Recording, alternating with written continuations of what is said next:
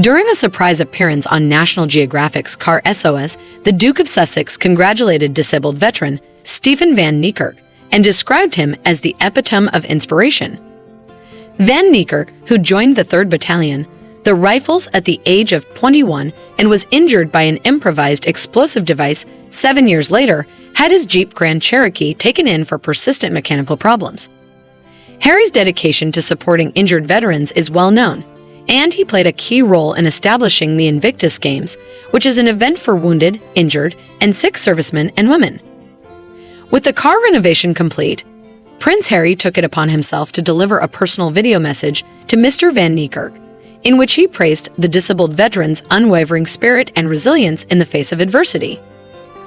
Hi Stefan, congratulations. I hope at this point you're sitting in your brand new, or certainly what looks like a brand new Jeep. Good on you, mate. Well done. Fully deserved. I can't think of anyone that deserves this more than you. After getting injured at such a young age, after 2 tours of Afghanistan, you are the definition of inspiration, because you are not defined by your injury. You are defined by your selflessness to others, to your community, your inspirational talks to young people, and of course to your 4 kids and your amazing wife Sadie, who no doubt has got you this far. So full respect, well done you. And I heard, someone told me that you're planning to cycle from Canada to Mexico, just a mere 2,745 miles, I think. Good luck with that. I know you're going to do it. I know you're going to smash it. And I know you're going to raise a load of money for Blesma as well. Other than that, mate, just huge congratulations. And a thank you. Thank you for your service. Thank you for your continued service and commitment to others. I'm sure your whole family is incredibly proud of you. I'm proud of you. We're all proud of you. And there's a reason that you were chosen for this. So yeah, saddle up. And enjoy your new wheels, and then make sure that you get as fit as you can for this next huge adventure that's coming your way, and then you can smash that. And at the end of that, I would love to meet you, even if it's over a Zoom. But yeah, full respect, mate. Well done, love it, and yeah, catch you soon. Cheers.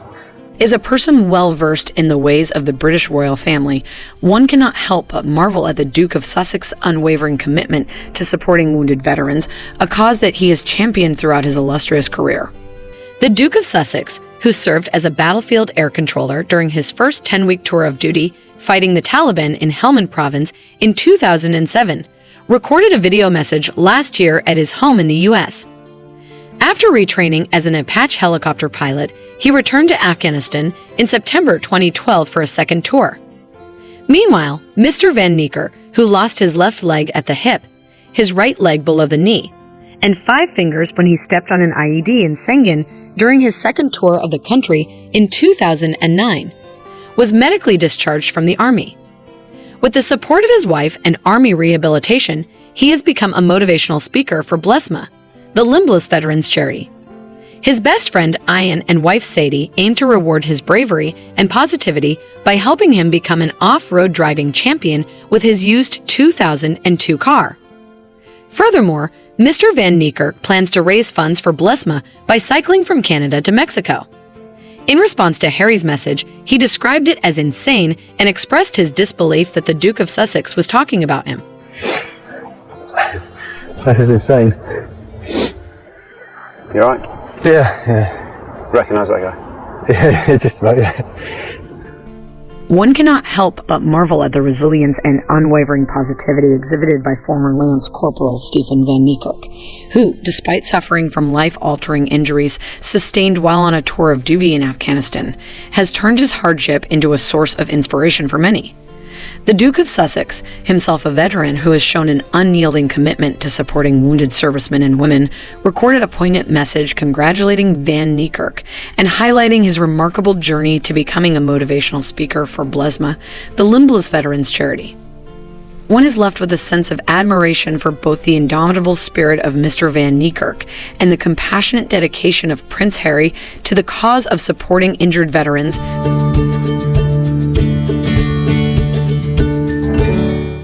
Harry and Meghan just got a big wish granted, as their daughter officially received a long-awaited royal title. Here's how it happened despite the royal family rift. On March 3, 2023, Prince Harry and Meghan Markle, Duke and Duchess of Sussex, hosted a christening for their 21-month-old daughter, Lilibet Diana, at their home in Montecito, California.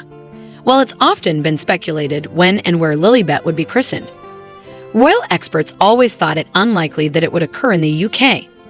Having the christening in the US was a choice that also reflected the preferences of Lilibet's godfather, playwright, and actor Tyler Perry. I go, okay, what's going on? And they say, well, we'd like for you to be Lily's godfather. I go, whoa. In the Netflix docuseries, Harry and Meghan, Perry recalled that while he was honored to be chosen as a godparent, he had some misgivings about traveling abroad for the christening. Does this mean we got to go over there and do all of that in the church with them and check all of that? Because I don't want to do that. As an alternative, he suggested a small ceremony in Montecito instead. Like Perry envisioned, the event was a smaller affair with 20 to 30 guests. Meghan and Harry also kept the guest list small for Archie's christening. In 2019, Lilibet's older brother was christened at Windsor Castle with 25 guests attending. While Doria Ragland, Meghan's mother, participated in both events, Harry's side of the family was notably absent this time. Even so, the ceremony provided a royal touch in terms of Lilibet's title. It's no surprise that Prince Harry and Meghan Markle chose to hold Lilibet's christening in California, as tensions between the couple and the royal family continue to simmer. However, the fact that Lilibet received a royal title is significant, as it shows that despite the rift, the couple still holds some ties to the monarchy. It's interesting to note that the guest list for both of their children's christenings was kept small, perhaps reflecting a desire for privacy in the midst of ongoing media scrutiny. Nonetheless, the ceremony was still imbued with a sense of royal tradition and ceremony, which is important to both Harry and Meghan's identities. Prince Harry and Meghan Markle's spokesperson used Lilibet's new title for the first time when announcing her christening, saying, "I've been confirmed that Princess Lilibet Diana was christened on Friday, March 3rd, by the bishop in the Episcopal Diocese of Los Angeles, the Reverend John Taylor." As reported by People, Harry and Meghan invited King Charles, Queen Consort Camilla, and William and Catherine, Prince and Princess of Wales, to Lilibet's christening. While it is unknown exactly why the royals didn't attend, it appears they've been involved in discussions concerning the debut of Archie and Lilibet's titles. Now that the big reveal has occurred, Buckingham Palace has updated the line of succession on the official royal website to reflect their titles. According to a 1917 decision made by George V, Archie and Lilibet have had access to these titles since September 2022, following the death of Queen Elizabeth. George V's rule states that the current monarch's grandchildren who have a male royal parent can use prince or princess titles. However, Archie and Lilibet are not eligible to be styled as his or her Royal Highness, since Harry is no longer a working royal. Instead, these designations are in abeyance, a kind of limbo where they existed but aren't used. Royal titles can be murky. During Prince Harry and Meghan Markle's bombshell interview with Oprah in 2021, Meghan revealed her surprise when she learned that Archie wouldn't get a title. She mistakenly believed her child was being unfairly excluded. That was when they were saying they didn't want him to be a prince or a princess, not knowing what the gender would be, which would be different from protocol. At the time, Archie was a great-grandchild of the monarch, so he didn't qualify under George V's rules. However, to add to the confusion, Archie's cousins, Prince George, Princess Charlotte, and Prince Louis have had their titles since birth. Although they too didn't fit George V's stipulations, another monarch intervened on their behalf, Queen Elizabeth. Since Prince George will one day be king, his great-grandmother wanted him to be designated a prince right away. She also decided to give his younger siblings the same privilege, even though Elizabeth didn't expand this title option to her other great-grandchildren. Archie and Lilibet weren't alone in their lack of royal titles. Princess Anne's two children, Peter Phillips and Zara Tindall, weren't eligible either, since George V's declaration specifies that it's the children of the monarch's sons who could be called prince and princess. However, in their case, when Queen Elizabeth offered to change the rules, their mother declined. Looking back, Anne was pleased with her decision. In 2020, she told Vanity Fair, "I think it was probably easier for them, and I think most people would argue that there are downsides to having titles. We can only wonder what effect the new titles will have on Prince Archie and Princess Lilibet in the years ahead.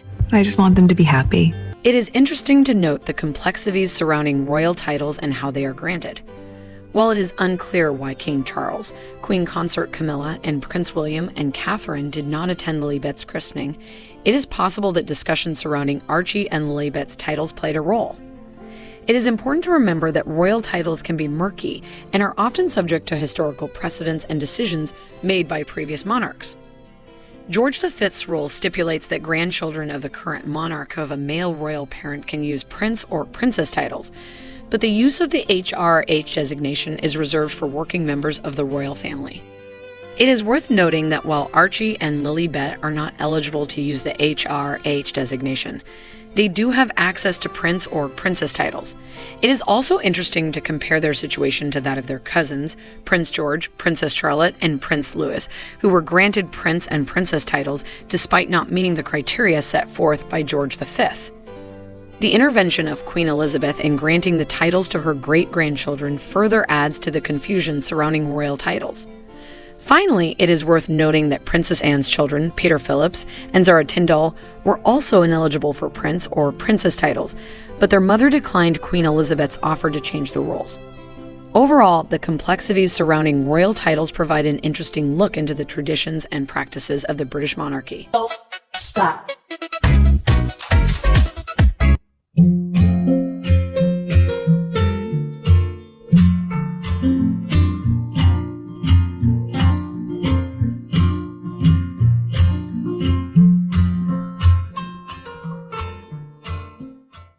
Check out one of our newest videos right here.